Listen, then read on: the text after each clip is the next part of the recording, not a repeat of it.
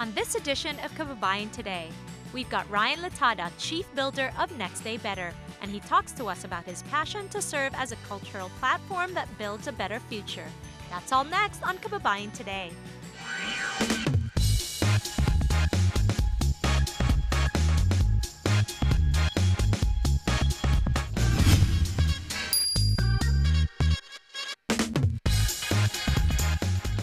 Magandang hapon po sa inyong lahat. Nanunood po kayo ng Kababayan Today at ako po si G. Tonji. Sino bang ayaw magkaroon ng magandang kinabukasan? Tayong mga Pilipino ay naglakas loob para iwanan ang ating lupang sinilangan para makahanap ng oportunidad para sa ating mga pamilya at kamag-anak. Who doesn't want a better future? Our Filipino parents or ancestors braved the unexpected and left the Philippines in hopes to fulfill a life full of promise for our families and our future generations. At ngayon, nandito na tayo sa Amerika, marami tayong tanong sa ating pagkatao, lalong-lalo na ang bagong henerasyon ng kabataan. And yet now, living in America, we're faced with still so many questions, most especially the younger generation grappling with issues of identity. Lucky for us that our guest today recognized the lack of dialogue between our kababayans and set out to create a cultural platform that builds and activates diaspora communities to create a better future. I'm very impressed. He is a Fulbright Fellow and explored sustainable city design and mass eviction and relocation of urban poor communities in the Philippines. We're going to be talking about that on the show. He also has a passion for rethinking education.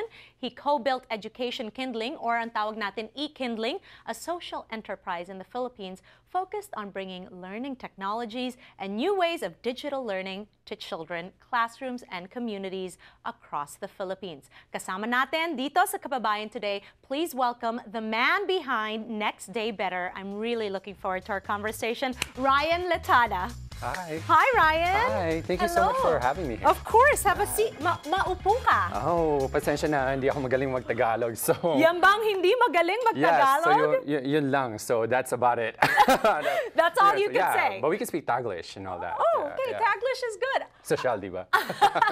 Well, I'm very excited that you're on the show. In fact, as early as now, I'm saying a disclaimer that 30 minutes isn't enough to talk to this man. Wow. You're doing so much for what it means to be Filipino, and we're going to get started right away. San ka pinanganak? Yeah, so I was actually not born in the Philippines. I was born in Kuwait.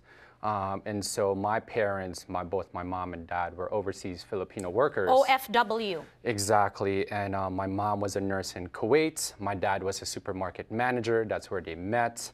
And that's where I was born. And how long were you there till?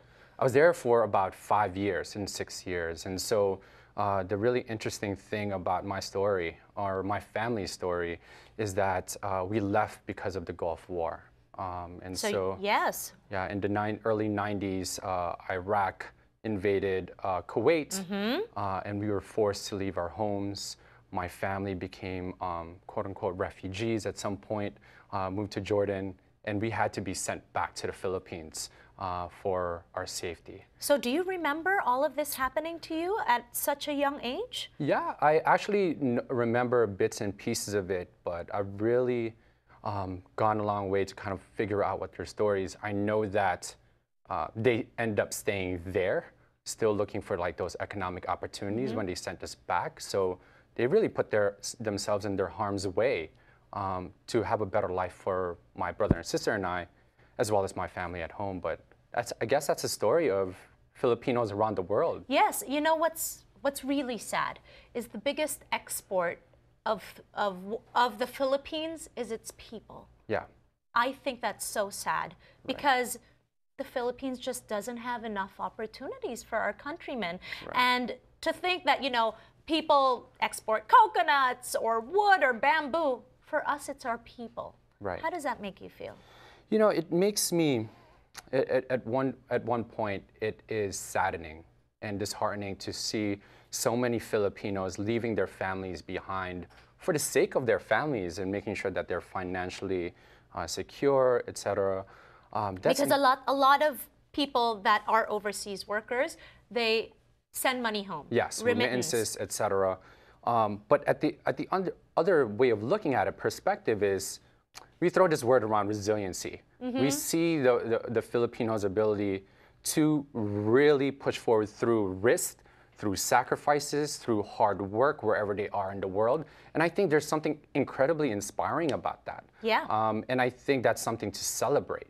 And now it's like, how do we take that energy and really kind of begin to kind of push and grow our global Filipino community together?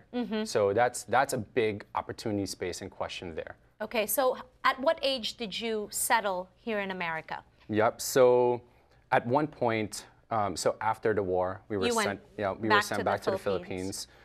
We were apart from our family for 5 years or so.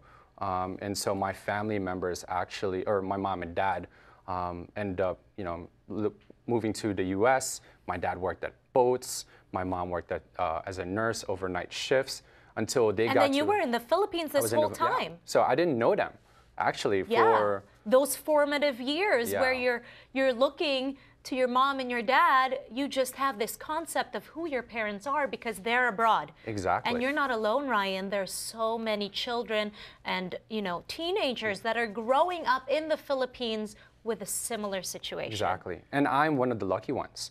Because you got to actually be able to come. After how many years? So after 5 years in the Philippines, my parents finally came back for Christmas, ang saya, diba? And they were like, all right, we're going to be together again in the United States. And so how old were you at? I was 11. 11. Okay, talk to me about the culture shock of coming to America after being in the Philippines. Yeah. I'm sure it was difficult. Yeah, it was difficult. And so, when my parents finally told us, You're coming to America. I love that movie. Coming to America. That's actually the first movie I saw in America. Oh, great. Okay, so I want to talk to you about going back to the Philippines because I know you did that recently. We'll talk all about that with Ryan Letada of Next Day Better. Dito lang po yan sa Kababayan Today.